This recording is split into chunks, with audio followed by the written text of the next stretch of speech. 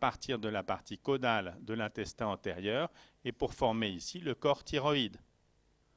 C'est à partir de cellules de l'entoblaste de l'intestin pharyngien que se forme une population de cellules thyréoïdiennes, les thyréocytes, autour de la colloïde, etc., qui sont à l'origine de la formation, bien sûr, vous le savez, des hormones thyroïdiennes. Donc voilà, en très résumé, en très rapide, le message sur l'intestin pharyngien. En tout cas, ce que je voulais vous redire aujourd'hui sur ce sujet. Il y a d'autres éléments. La partie mésenchymateuse de chaque arc forme des structures fibreuses et osseuses, mais vous le reverrez à un autre module plus tard, notamment pour le premier arc, dans l'élément essentiel près d'un cartilage qui s'appelle le cartilage de Meckel, c'est la formation de la partie osseuse qui est l'axe de cet arc, c'est la mandibule. Puis notamment pour le deuxième arc, à partir d'un cartilage qui s'appelle le cartilage de Reichert, des structures ligamentaires, tendineuses, qui vont depuis l'apophyse styloïde jusqu'au chorioïde ici, et qui se caractérisent surtout par le fait que dans ce territoire-là, il n'y a pas de mandibule.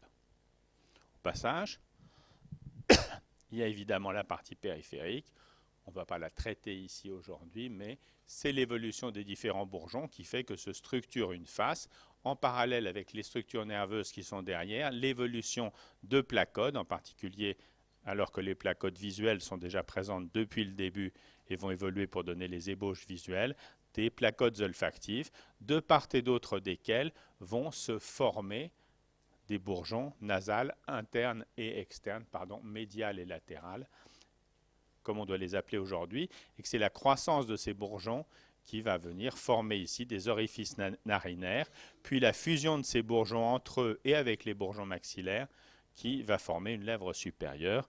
Bon, on ne va pas le traiter dans le détail, mais vous vous souvenez que c'est quand même assez précocement, je suis sûr de vous l'avoir déjà montré celui-là, puisque je me sers toujours du même, forcément, que se forme la face. Donc tout ça, c'est quand même le territoire de l'intestin pharyngien. N'oubliez pas pour le cours d'aujourd'hui que ça a quand même une certaine signification digestive au départ. C'est autour de l'entoblaste que tout ça se forme. Bon.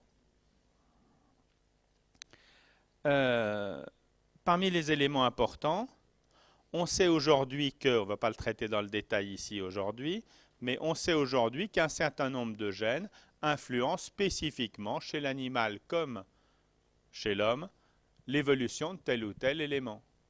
Et en particulier, on sait que des gènes de la famille OX, notamment OXA2, intervient et aboutit à la différence qui existe entre le premier et le deuxième arc. OXA2 est un gène sélecteur d'identité dans le territoire des deux premiers arcs branchiaux. En fait, il est sélecteur d'identité du deuxième arc. C'est quand OXA2 s'exprime que on a un phénotype qui aboutit à ce qu'il n'y ait pas de mandibule. Bon. Suite de l'histoire.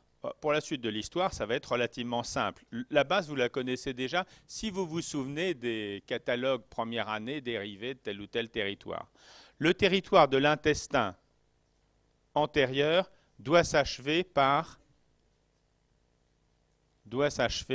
la partie caudale de l'intestin antérieur.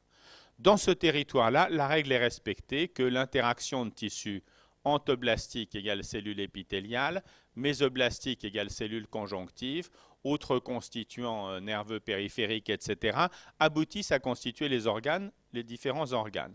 Et il y a trois éléments qu'il faut décrire dans ce territoire-là. Le composant digestif principal qui comporte dans le territoire de l'intestin antérieur, partie caudale, œsophage, estomac et D1, première moitié de D2. L'appareil respiratoire, égale diverticule respiratoire qui apparaît devant l'entoblaste, et les ébauches du foie et du pancréas. Point. Dans ce territoire-là, on vous décrit en embryologie que entre la trachée et l'œsophage, il y a des relations au début très directes, puisque l'œsophage donne naissance, ou l'œsophage primitif donne naissance aux diverticules respiratoires, mais qu'il faut évidemment qu'il y ait à un moment donné un cloisonnement, une séparation entre les structures œsophagiennes et trachéales. Au passage, il y a ici un septum trachéo-œsophagien qui doit se développer et séparer l'un et l'autre. S'il n'y a pas de séparation, qu'est-ce qui persiste? Une communication anormale entre trachée et œsophage, on appelle ça une fistule trachéo-œsophagienne, qui est une des malformations de la région. Au passage aussi, dans cette évolution, le développement peut se faire d'une autre façon anormale, avec par exemple une interruption totale de l'une ou l'autre filière. Ce qui fait qu'on décrit, pas très fréquente, des atrésies trachéales, lorsque la trachée après s'est individualisée, s'oblitère totalement, où on décrit beaucoup plus fréquentes des atrésies de l'œsophage. Atrésie de l'œsophage, lorsque la partie œsophagienne, la partie caudale de l'intestin antérieur, toujours aussi long, enfin bon, s'oblitère totalement. Atrésie de l'œsophage, il y en a différents types.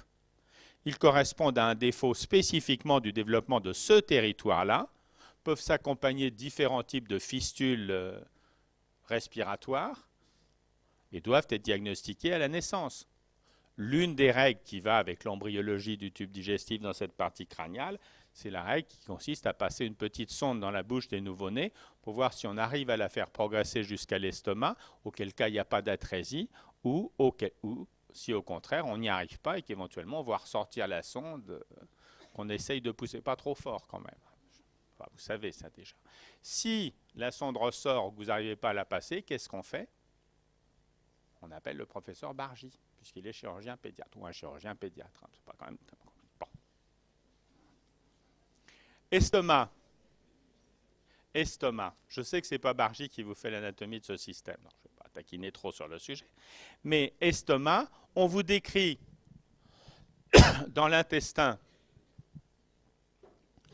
on vous décrit dans la partie crâniale de l'intestin antérieur qu'il y a une partie qui se dilate, qui donne d'abord quelque chose d'un peu fusiforme et qu'il va y avoir des rotations qui vont aboutir à la mise en place de l'estomac avec son anatomie définitive.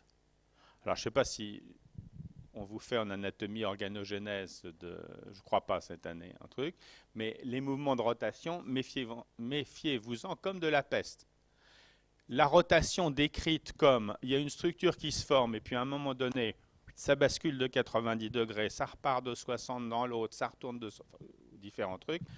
Il n'y a aucune raison que ça soit comme ça. Il n'y a pas de minuterie derrière qui rend les choses aussi précises, n'en déplaise à certains. Ce qui se passe vraisemblablement, c'est que comme d'habitude, il y a des mécanismes de croissance différentielle qui font qu'une partie de tel ou tel territoire se développe plus vite que d'autres et qu'il y a un changement de forme. Donc les mouvements de rotation, plus que des vrais mouvements de rotation dirigés et fixés à 90 degrés dans un sens, et puis ça s'arrête brutalement, ce sont en fait des mouvements de croissance qui accompagnent toute la croissance régionale et qui aboutissent à ces déformations. Il n'en demeure pas moins que c'est commode de résumer des mécanismes en disant tout se passe comme s'il y avait une rotation de 90 degrés et que l'estomac passe dans un plan, le grand plan de l'estomac place dans un plan frontal. Pourquoi pas? Mais retenez-le pas comme une règle absolue métaphysique, existentielle. Ce qui n'en demeure pas moins vrai, c'est que parallèlement à cette formation au niveau gastrique, où il y a un mésogastre ventral et un mésogastre dorsal, se crée un certain nombre de structures. Le petit épiplon ici, au niveau de ce que sera la petite courbure, et en arrière de l'estomac, l'arrière-cavité des épiplons, avec tous les éléments qu'on connaît ici. Et qu'est-ce qui se développe ici dans le feuillet gauche du mésogastre postérieur? Vous savez? Anatomie? Non? Quelque chose qui va être relié, je vais vous aider un tout petit peu, qui va être relié à l'estomac par l'épiplon gastro-splénique. Bah oui, la rate. Bon. Troisième élément qui se forme dans ce territoire, les structures hépatiques et pancréatiques, on en reparlera la prochaine fois. Intestin moyen. Tout est dit en disant c'est le territoire de l'artère mésentérique supérieure ou artère mésentérique crâniale, qui a résulté de la fusion des deux artères vitellines lorsque les deux aortes dorsales n'en ont plus formé qu'une seule, et qui donne naissance à une anse intestinale primitive,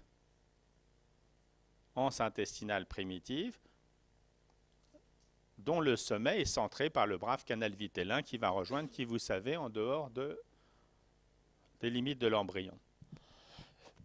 Ceci donne naissance chez l'adulte, comme vous savez maintenant, vu en cours d'anatomie, à tout le territoire qui, chez l'adulte, comme chez l'embryon et le fœtus, est vascularisé par la mésentérique supérieure, c'est-à-dire tout ce qu'il y a entre moitié de D2 et union tiers fixe et tiers mobile du côlon transverse. Et dans ce territoire-là, la règle est respectée, qui veut que toute la paroi est constituée pour ses constituants épithéliaux par les dérivés entoblastiques dont on est en train de parler, pour les dérivés conjonctifs et musculaires lisses, etc., par ce qui est autour, la splanchnopleur intra-embryonnaire, et pour les éléments nerveux, par des cellules qui vont coloniser le tube digestif. On en reparlera dans un instant. Et là, je n'ai rien à vous rajouter par rapport au P1, sauf à rappeler ce mécanisme-là. Au passage, il y a quand même une anse intestinale. Des anses intestinales, chez l'adulte, on en trouve où? Dans quel territoire du tube digestif?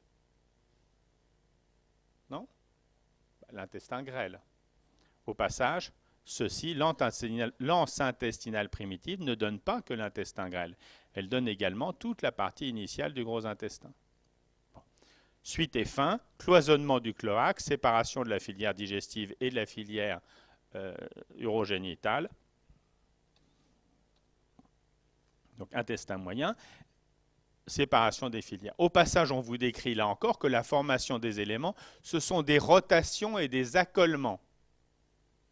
Et là encore, on ne va pas rentrer dans la discussion. Je pense, comme Frédéric Bargy, avec qui on a travaillé sur le sujet il y a quelques années, que ce ne sont pas des rotations et des accolements qui sont à l'origine de la disposition définitive d'eux, mais des mécanismes, là encore, de croissance différentielle qui font que les structures se déforment et aboutissent à la position définitive d'un cadre colique périphérique et d'anses intestinales persistantes sous forme d'anses qui sont centrales et qui sont de l'intestin grêle.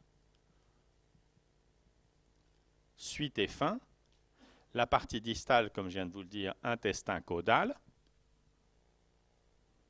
intestin postérieur, ici, c'est la partie périphérique du côlon jusqu'au rectum et jusqu'à l'anus. Toujours la même règle respectée, entoblaste égale cellules épithéliales, splanchnopleur égale constituant musculaire, lisse et conjonctif, innervation provenant du système nerveux périphérique et de courant de migration des crêtes neurales. La partie toute distale, membrane anale. Dans cette région-là, il y a deux choses à dire, deux choses à rajouter. Il y a une région qui, au plan embryologique, est parfois individualisée, par homonymie presque avec le stomodéum de l'autre côté, sous le nom de proctodéum, partie proctodéale du tube digestif. Et la région anale, proprement dite, elle provient en partie du versant épiblastique et en partie du versant entoblastique. Donc, à l'extrémité ici du tube digestif, l'épiblaste de surface et puis les tissus conjonctifs qu'on trouve dans la paroi, c'est-à-dire des tissus provenant de la somatopleure, vont contribuer à la formation de la paroi dans la région anale. Très bien.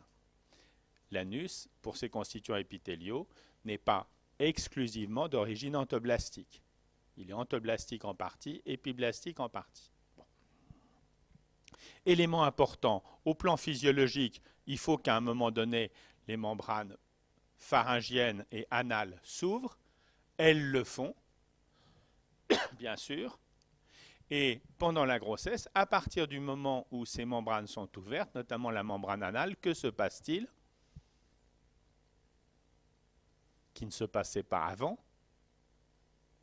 Il peut y avoir un peu d'enzymes digestives fabriquées dans la lumière du tube digestif embryonnaire et fœtal précoce qui sortent pour passer dans le liquide amniotique. Et ça, les biochimistes, pour peu qu'on leur fournisse un prélèvement de liquide amniotique à cette période, ils peuvent en juger en analysant la quantité d'enzymes digestives présentes dans le liquide amniotique. Au passage aussi, après l'ouverture de la membrane anale dans le territoire caudal, donc dans le territoire distal de l'intestin ici, se forment autour du tube digestif des structures qui vont être le sphincter anorectal, qui va commencer à se différencier, évoluer, et faire en sorte que, après que pendant quelques semaines, les enzymes digestifs peuvent, il n'y en a pas beaucoup, mais il y en a un petit peu, passer dans le liquide amniotique, il y a une fermeture, il y a établissement d'une continence fœtale. Et qu'est-ce qui se passe à partir du moment où les structures du sphincter anorectal sont en place et fonctionnelles? Il y a une diminution de la quantité des enzymes digestives présentes dans le tube digestif. Une petite règle clinique toute bête pour terminer à propos de cette région. Parmi les malformations possibles de la région anorectale, il y a les imperforations anales. Imperforation anale, on en fait le diagnostic comment? En regardant le nouveau-né. Et là encore, s'il y a une imperforation anale, il ne faut pas s'alarmer outre mesure. C'est quelque chose qui est très largement accessible au plan chirurgical, à condition de confier l'enfant, bien sûr, à un chirurgien qualifié dans ce domaine. Il y a plein d'autres éléments dont on pourrait parler. Vu l'heure, je vous en dispense. On va considérer qu'on a fini ce cours. Merci de votre attention. À la semaine prochaine.